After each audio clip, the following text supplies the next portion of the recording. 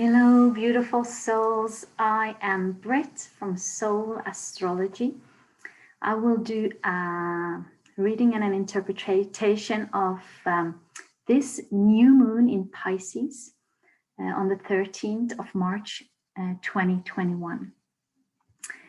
I have been challenged by a dear friend and guide to do this reading in English, to get out of my comfort zone, out of my own mental prison, not speaking my natal language. So we'll see how it goes.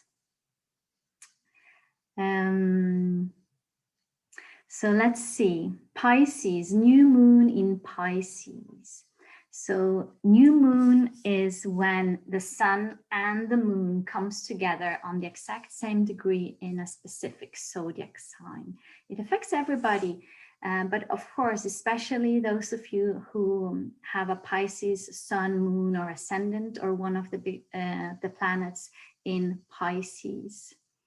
Here in Bergen, Norway, Scandinavia, it will happen at 11:20 a.m. And the first thing I was noticing when I was studying a little bit around this new moon is the numerology of it all. So the moon and the sun will meet at 23 degrees and 3 minutes on the 13th of the third month, March 2021. So that makes up a whole lot of trees.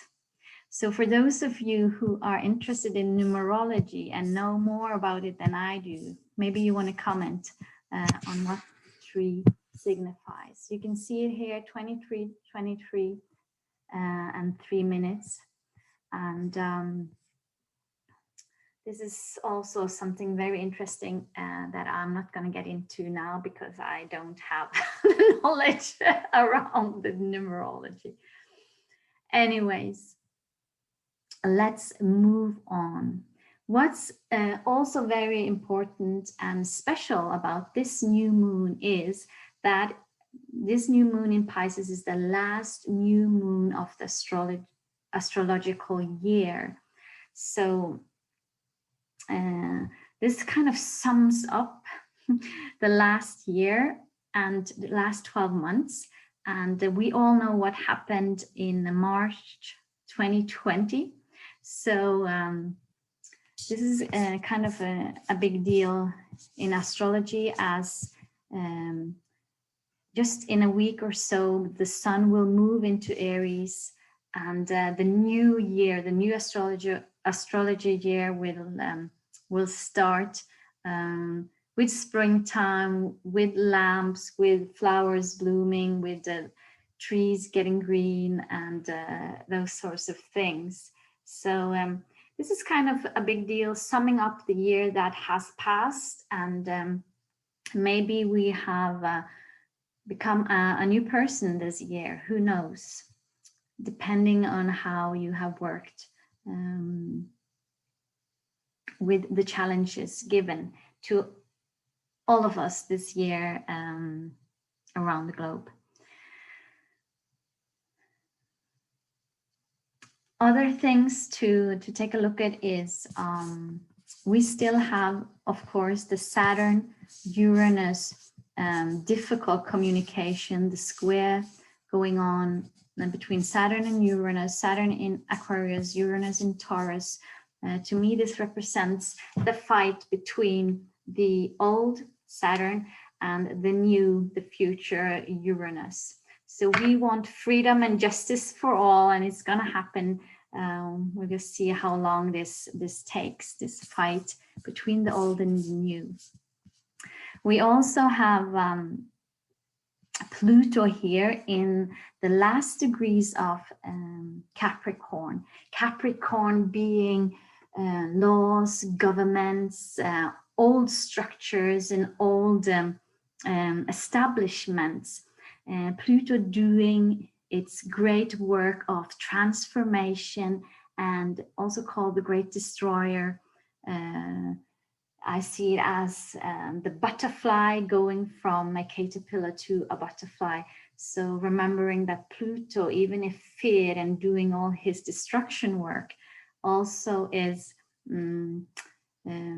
has one goal, and that is to bring the soul qualities into our personal lives and also onto Mother Earth, so that we all can rise and ascend. And yes, so this is happening. What else do we have? I think we have the sun energy and the moon energy meeting in this beautiful union in Pisces, together with Neptune and Venus. So both Neptune and Venus's highest expression would be love, wisdom, intuition. Neptune connecting to the heart, connecting to source energy. And also maybe you've been feeling maybe more creative, expressing yourself through arts like painting, writing, music, whatever your activity would be. Heightened intuition, insights, dreams, downloads, and a feeling of connection to source could be something that you already experienced since the sun came into Pisces and Venus and Neptune here. Neptune has been here for several years and will stay for a while longer. But right now, all of these benign planets are working together for our good. And maybe you've been feeling a more loving, gentle, inspirational, spiritual ambience or energy in your life or in your inner life. More dreamy, more loving, maybe speaking more lovingly to your near ones, or feeling more love towards your friends and your family and the people around you. So this would all be the work of Neptune, Venus, the sun, in this great big party in Pisces. So of course, Pisces is a water sign and is the sign for emotions. And moon is also representing the emotions and the feminine side, the nurturing, the mother. So you might have been feeling high and low in emotions and very sensitive to things and situations that you have encountered during this period with these planets in Pisces. The ruler of Pisces would be Neptune. So Neptune is and has been in its own sign for a while. We also have another ruler of Pisces, which would be Jupiter. So obviously they are talking to Jupiter here about expanding our awareness, expanding our consciousness, rising us up, awakening humankind to maybe getting to know, connecting more with your soul and your soul qualities, that you are a soul here in a human body, having a human experience here on the planet Earth. Pluto would be the esoteric ruler of Pisces, and as we can see, Pluto is also talking to all of these planets right now in this 60 degrees sextile communication form, checking in with them. Pluto being, like I said, the great destroyer. But why would Pluto want to destroy the old?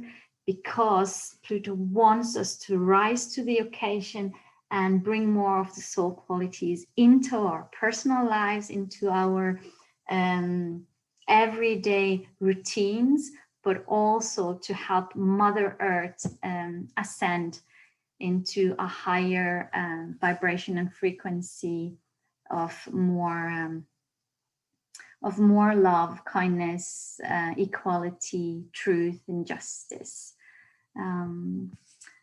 So both of these planets, or all of these planets, like working together with what's happening in Pisces right now.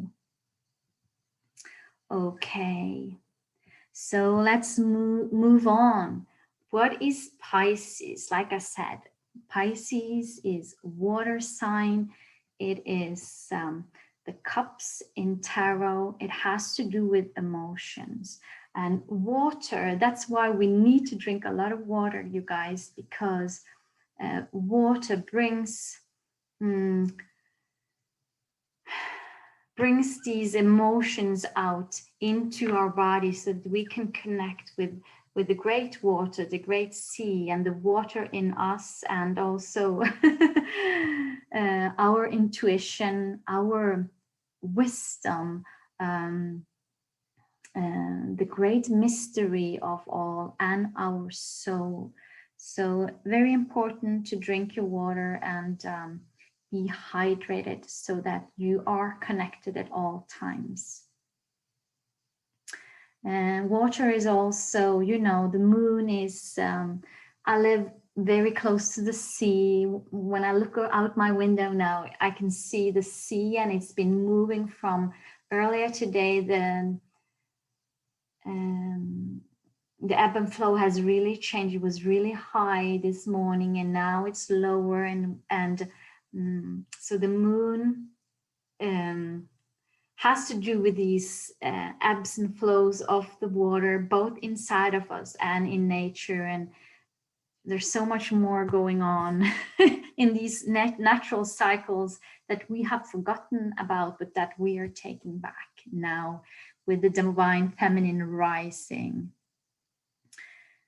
So more about Pisces. What is Pisces? It's the two fishes, one connected to the soul qualities and one connected to the material world.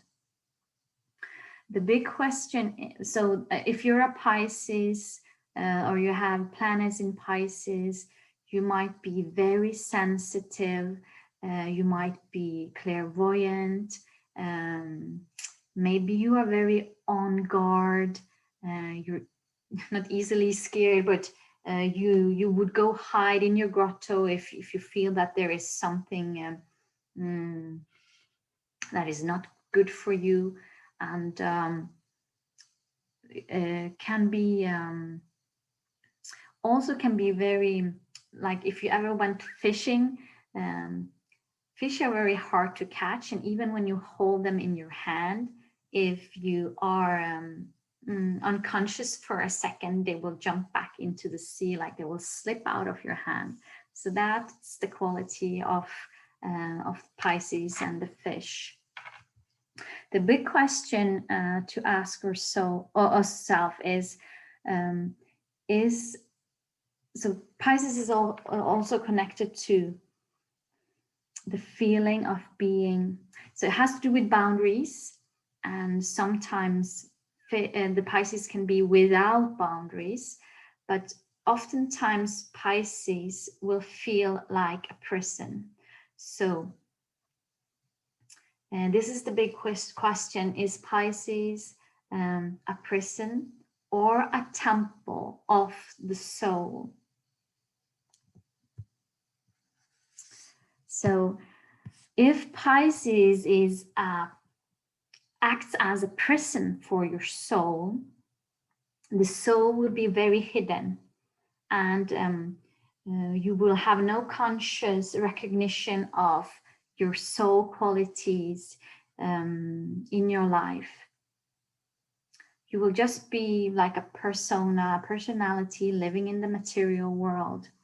And oftentimes, sometime in your life, you'll find yourself that you want to escape. You feel like you're living in a prison, either in your relationships or at work, or whatever keeps you in this form and in this prison.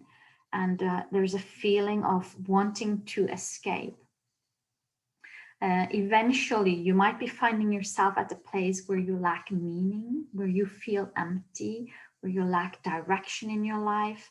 and it can develop into anxiety, depression, and you lose your boundaries, and you escapism. You escape into dependency of alcohol, food, entertainment, sex, porn, whatever. So this would be the lower expression of Pisces. So when you feel, if you feel that way, and we've been a little bit in this kind of prison all this year, the last 12 months, right? Since March 2020, being pushed into our homes, being there are regulation and boundaries put up for us so that we haven't been free to move around like we want to. And so this has been a really good opportunity to feel this imprisonment, like maybe even you want to escape Earth, but there is no way out. And this can be very hard on the personality. So this is when the soul comes knocking on our door. And if the soul is invited in, and gets a stronger impulse in your life, then it turns around, and the personality and the material world becomes more of a temple for the soul. Your body becomes the temple for your soul. You start taking care of yourself. You drink water, you eat healthier, you practice more self-love in your everyday activities, taking care of yourself, knowing that how you take care of this temple will affect how the soul can be expressed through you and in your life. And more of the soul qualities will then start to be expressed through you. And this is the detachment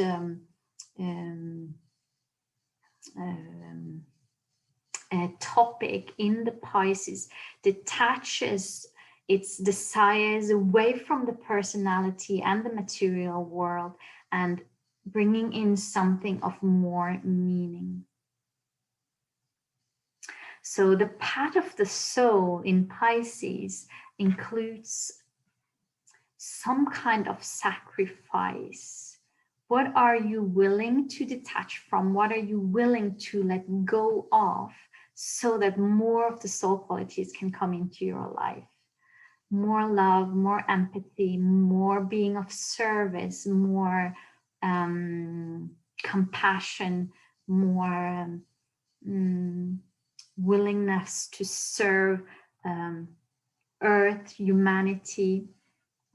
So if we're walking this path of the soul, the sacrifice in Pisces would be letting go of something that is good in your life, and it will be replaced by something that is bad, because you have a will to help humanity.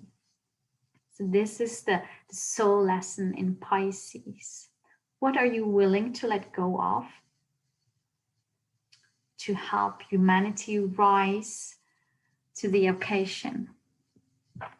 So in Pisces here, you're invited to tend to your spirit and do some soul work if you are at this place where you're feeling imprisoned and bound up by your everyday chores and the duties, and to let more of the soul come into your life. Another a topic that came up as I was pounding on this message today is it gives me even more meaning now. So in the tarot, the water sign would be the cups, and I've had this image today about an empty cup, and the question is, do you see the beauty of the empty cup? Maybe this last year you have lost things people, friends, your work, money, maybe health. You've had some losses. So maybe you feel that your cup now is more empty than it was 12 months back, or even maybe years back if you started this journey a while ago. So the beauty of the empty cup, what could that be? Well, to me, it is the insight of when the cup is empty, it brings freedom. It brings freedom of choice. It gives freedom to start all over again and fill your cup up with whatever you choose to fill it up with. Like an empty canvas if you're a painter. So this is the gift and the beauty of the empty cup.